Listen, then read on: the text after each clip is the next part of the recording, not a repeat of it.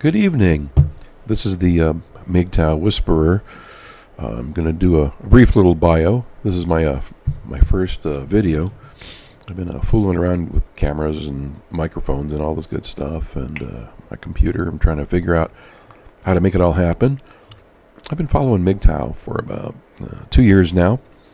Yeah, I'm just now finally getting on board with doing my first one. I've commented on others' content and videos and channels and whatnot. And man, it's just an amazing community of great guys that have so much to offer. This is basically just going to be a bio on myself. And of course, as time goes by, I'm going to start doing some content-based videos. I have a lot of content I've been writing. That's what I do. I'm a writer. And so I research and write. And I have a lot on file, but I didn't want this first one to be about something like that. I wanted to just jump right in with both feet and go, yeah, and just go for it. But I thought, it's probably for my first time out, just go out there and share a little bit about myself, kind of a bio thing. I'm sure you've seen my name out there on if you're watching this and you see the MGTOW Whisperer out there, even anybody out there, and you see that, oh, that's who that was. Okay, I get it. That's cool. About myself, I'm 50-something, twice divorced, and we're going to get into a lot of these topics here down the road, because I know the first thing was, he was divorced twice. What the hell was he fucking thinking? I know, right? That's what I thought myself. Anyway, I was in the Navy back when the ships were made of wood.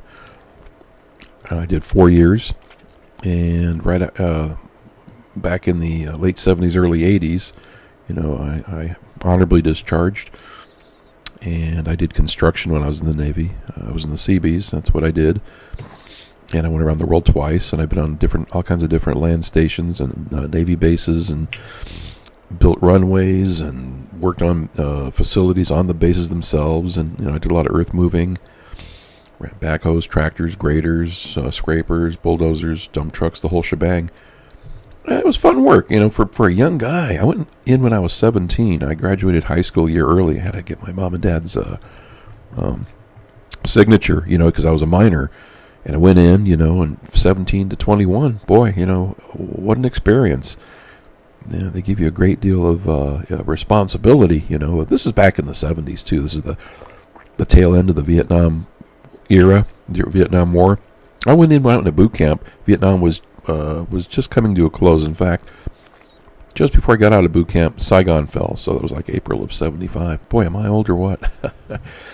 So even though I've never went to Vietnam, I'm not trying to dilute anything. I never tell anybody that I'm a Vietnam era veteran. I am, because that's what the VA considers me, is they give me that status. Only because of when I joined. When I got out of the boot camp, of course, everything was over. All the equipment people and everything was coming back, and so on and so forth. So it was like right on the cusp, and but it's cool. It was a great experience. Looking back, being in your mid 50s, God, I should have just done my 20 years and retired. When you're a lot older, you think that way. And you think, oh, God, I'd have a retirement. My second career and da da da. But you know what? When you're in your early 20s. And you're going, God, 20 years, that's a long fucking time. And it is, And so the mindset was, back in those days, the military was scaling down because Nam was over. People wanted to get out. There's a lot of, hippies, people, from the early 70s and late 60s that were just, just wanted to get the hell out, did their time, and then they've had enough of the structure and so on and so forth. But you talk to people, a lot of people that have been in, decades later, they go, God, I should just did my 20. And, because why? You get caught up in the real world, you get caught up in school and jobs and marriage and, life happens, It's not that life didn't happen when you're in the service. It's just that looking back in retrospect, you think, God, I'd be sitting pretty now, really pretty now, in my mid to late 30s, with already a 20-year retirement and pension from the service, embarking upon a whole new career. And then in your 37 for me, I'd had my 20 in and wrapped it up, and any job I got after that would have been like, hey, I don't want to work here. You're an idiot, or I don't like the work, or blah, blah, blah. So that was that, and that's cool. I had a great time. I had a good bunch of friends that I'm still in contact with today. You know, I gotta say, in the military, you bond with some people, and they become lifelong friends. Got about a handful that I'm still in touch with today.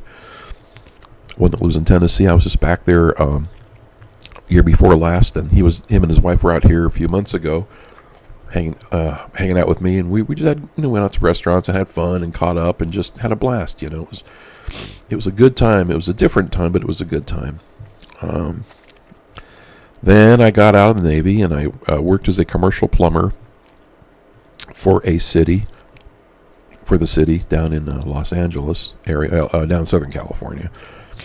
And I worked by day as a commercial plumber, dug ditches and ran backhoes and did all this good stuff by day. And at night I went to the junior college.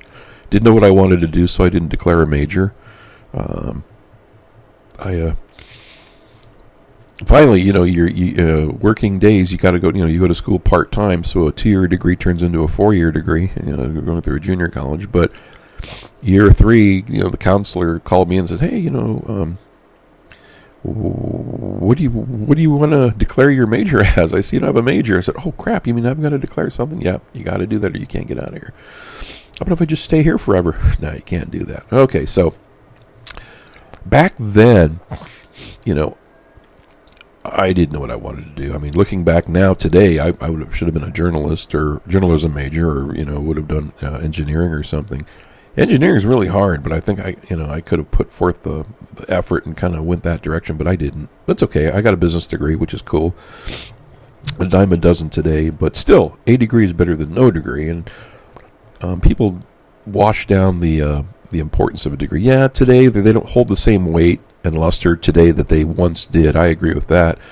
But you can't diminish and dilute the fact that people went and earned these things and spent huge amounts of time and money, and you're really learning something. You're learning discipline. You're reading. You are getting knowledge.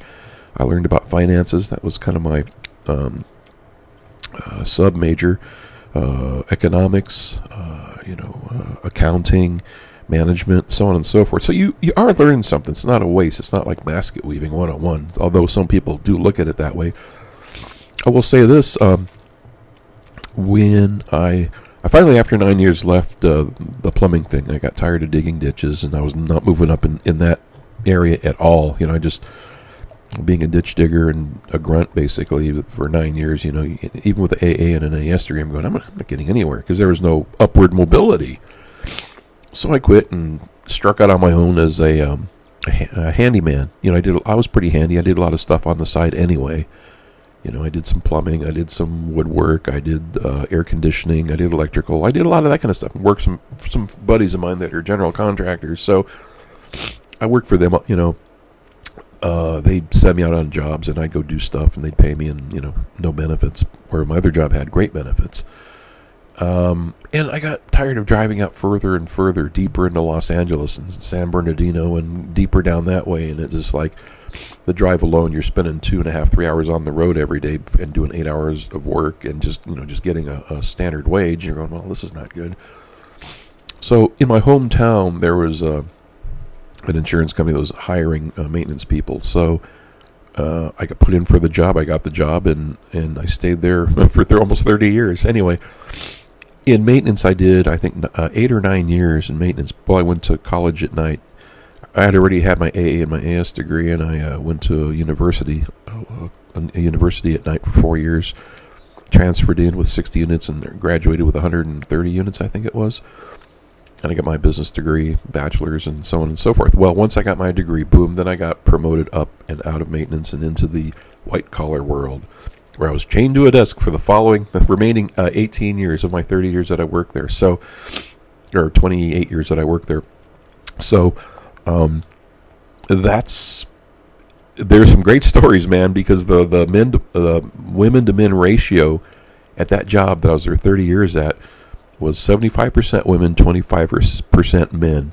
I'm not going to talk about that on this bio, but in the weeks and days, weeks and months ahead, I'm definitely going to talk about my experiences there about women and so on and so forth. Man, I have just a plethora I like that word plethora. I always use the word cornucopia. I have a plethora of experience and whatnot in that area, so I want to share that with a lot of the guys.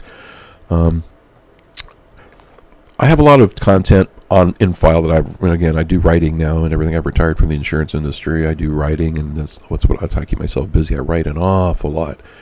Working on a book. I'm working on other stories. I'm working on a sitcom. I've got so many irons in the fire. It's not even funny. I ride my Harley around. I've been married twice, but my second divorce was 12 years ago. So, I'm not even interested in dating or women or any of that nonsense. I'm healed. I'm healed. You're healed. I discovered MGTOW, as I said, 2 years ago, and there was just so much great content. I learned so much from a lot of these great guys. And if you're watching this, you're probably one of them that I learned from. We all share. That's great thing about men. We share information back and forth to each other. I'm in my mid-50s, whatever, and man, I have so many great stories, and I'm hoping that as much as I've learned from you, that you get to learn from me. And I'm hoping the younger guys learn from my mistakes. God, I've made so many mistakes, and we all do. That's how you learn. And the key is to never make the same mistake twice. Although I was married twice, again, we'll get into that in another topic. But if I can impart this information to the younger guys, I can save you money, time, heartache.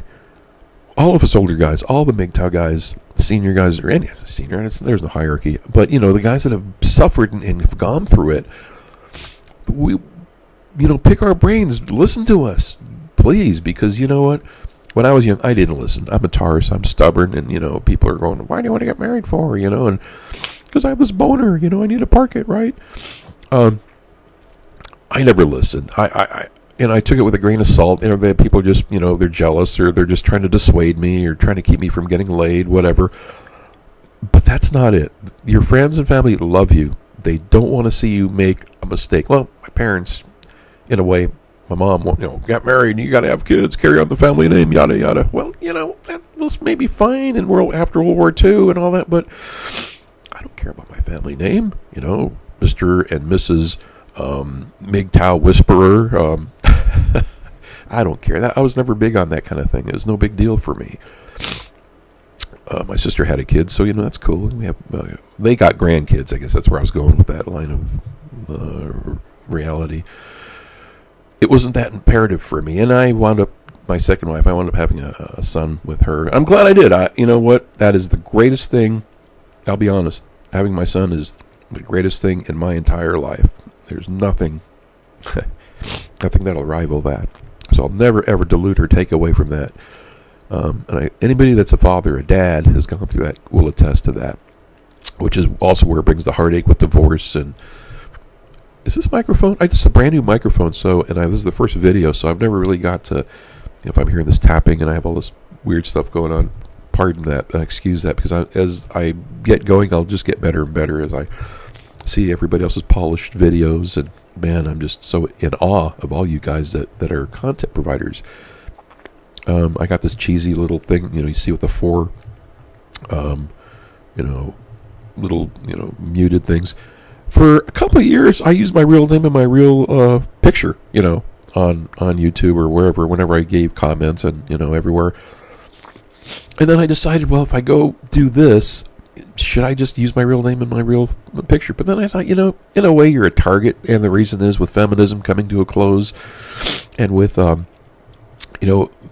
facial recognition, voice recognition, all this, as you're out and about, I don't want the hassle of having these women going, you're an asshole, I saw you on YouTube, blah, blah, blah, blah. Who needs that? A woman barking in your ear, and, you're trying to have a bagel and a cup of coffee at Starbucks, and you got some bitch that's, I don't like what you said, blah, blah, blah. Who needs that, right? So, as feminism's coming to a close, there are going to be groups of people, I call them the alphabet crusaders, from PUAs, blue pillars, purple pillars, all those people, all those manginas, so on and so forth. They'll be in your face. White knights, they'll just be in your face if they recognize you somewhere, and then they'll want to pick a fight with you, argue with you, and I don't want to go to jail. I don't want to run them over by Harley. I don't want to throw hot coffee in their lap, I don't know, none of that crap, none of that bullshit. But so I thought to avoid all that, because MGTOW we'll be demonized, and I think I could be wrong. Who knows? Hope I'm wrong. But if we're not, I just don't want to go there. I just don't want more stress and hassle. People, harshing my peace of mind right now. I've just never felt better in my entire life. I've retired 2.5 years ago. My life has come together. I've gone full circle. I'm just, life is great, man. I'm telling you. Could it be better? Of course. Could it be worse? Oh yeah. I could be married, but I'm not. So I just want to say thank you to the guys out there. I'm running a little over that. I didn't want to spend more than 15 minutes doing a bio on me, but I think I covered all the things. I did an outline. I'm going to probably play it by ear. I might do some reading, or just review my work and just overview it, paraphrase it. That'll be cool. I love the guys that are spontaneous and they can just talk right there off the cuff, man. And I aspire to do that one day, and I didn't. Kind of doing it now. I just wrote some topics that I wanted to discuss, and I did want to say a few things here before I signed off. One is, why MGTOW Whisperer? What the fuck is a whisperer, and who the hell are you? All right, and so basically, I saw a movie many years ago called The Horse Whisperer, where Robert Redford starred in it. He was a director, and it was about a guy that had a way with animals, training horses, and he just was a natural. And then years later, I had 2 dogs. They're deceased now, unfortunately. My 2 dogs, they were great. One, she lived to be. They're both black labs. One, they both lived to be, I think, 13 years and 15 years respectively. The younger one, she had a kidney issue, and I had to put her to sleep. She got too old. It just got bad. But. And the second one missed her sister. 6 months later, she had a seizure and passed away. So she was like 92 in people years, right? She was like, 15, something like that. I miss them so much. I wish that I could have I live in a condo. I downsized all my, stuff. I had a big house with a pool and all that stuff down south. And I live in Northern California. I live down in a suburb of Los Angeles. And I sold my house with a pool. And no more yard work. No more of that nonsense, right? Where I had my dogs. But up here in this condo, they're kind of picky. Unless you have a service animal, like a seeing eye dog or something like that, you can't have pets. Like, oh, that's fucking bullshit. I love my dogs better than some people, really.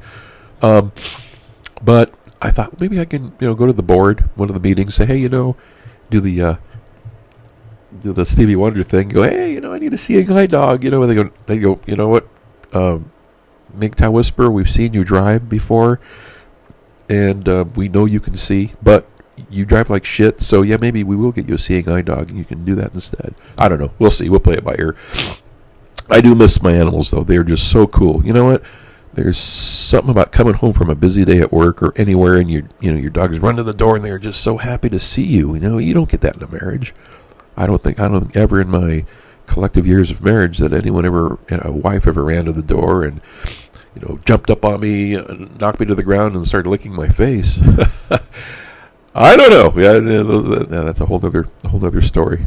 Anyway, thank you for listening. You guys have been great. That was a little bio on me. This is kind of like an experiment to see how I can tweak and make things, a better polished video. I'm going to add content to my next one. I'll try to add music, have different graphics, just like some of you guys. I'll be a real contributor. I'll be the real deal. Anyway, I want to say thank you. What am I at for my time? I'm at 18:54 in counting. So, anyway, this is the MGTOW Whisperer. I want to saying goodbye, au revoir, sayonara, tot ziens, auf Wiedersehen, zai juan, adjo, and so long.